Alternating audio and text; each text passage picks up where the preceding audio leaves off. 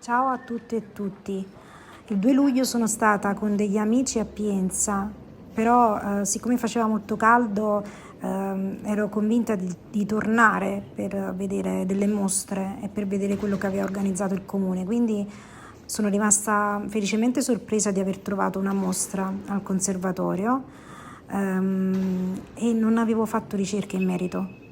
Qui dietro di noi c'è il Monte Amiata, giù un ristorantino.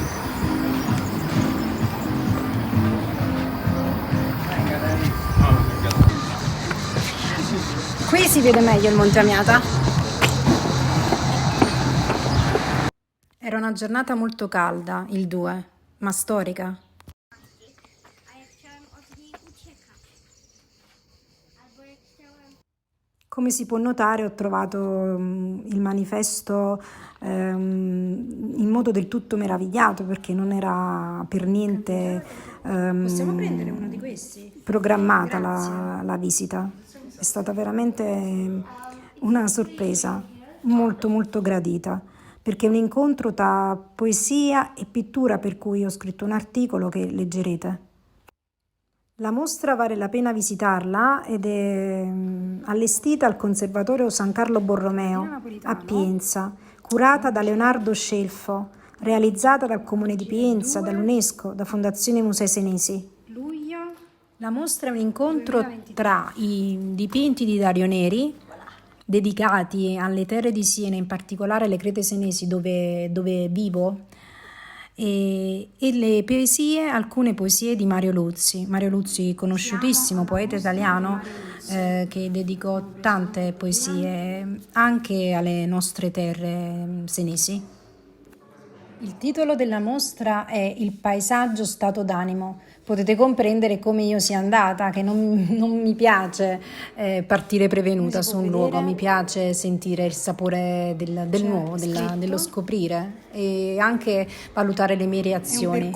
La mia principale fonte di ispirazione in quel preciso istante è stata la meraviglia che emanavano queste opere e tutta la poesia che si è venuta a creare.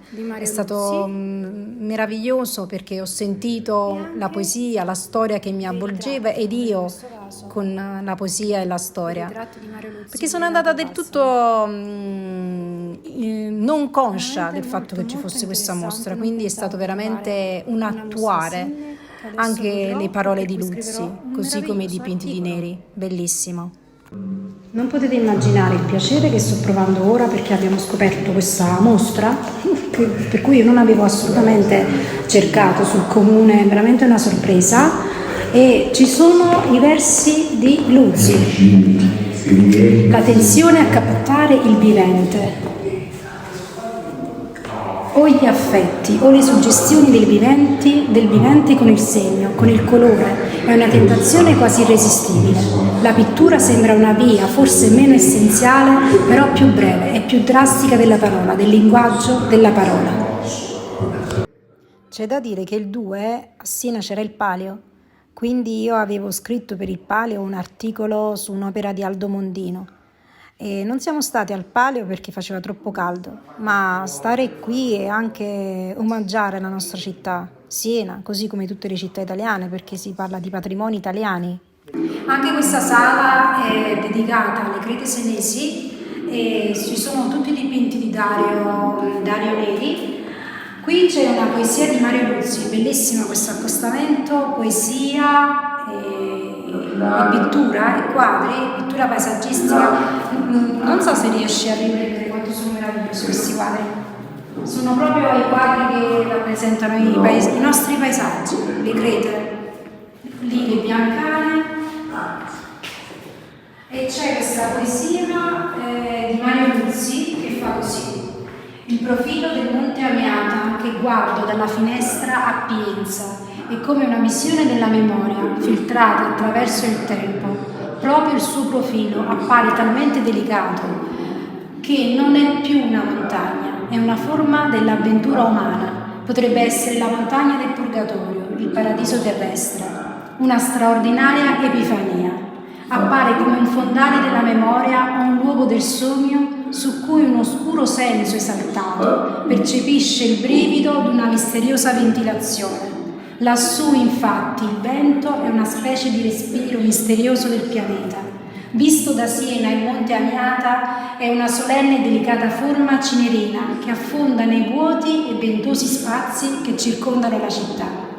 Non per nulla di mezzo c'è l'immensa e irreale vallata dell'Orcia, con le sue crete dissodate, i vasti seminati, le terre a riposo e il movimento continuo delle poggiate che occupano e aprono il cielo, mentre il colore della terra è di un grigio livido bruciato, così rarefatto che la luce non assorbita vi si dilata e sopra in vibrazioni violacee che si perdono oltre gli ultimi profili delle lontananze e accrescono il senso di vastità e di solitudine.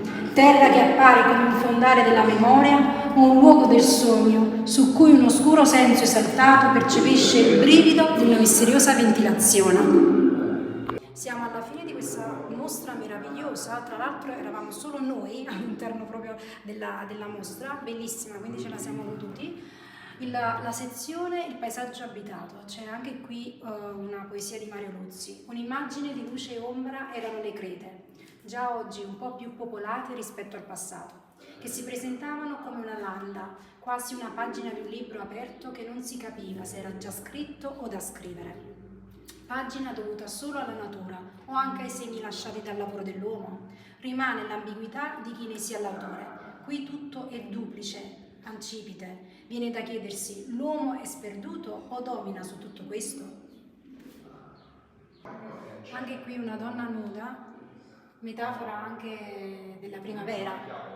Questo è un dipinto di Dario Neri che rappresenta la primavera. Accanto una poesia di Mario Luzzi. Ogni presenza umana ha un doppio aspetto. C'è quello esistenziale, di semplice relazione, e poi però c'è quella capacità di rigenerarsi come mito, come immagine mitica, come immagine di tipo trascendentale.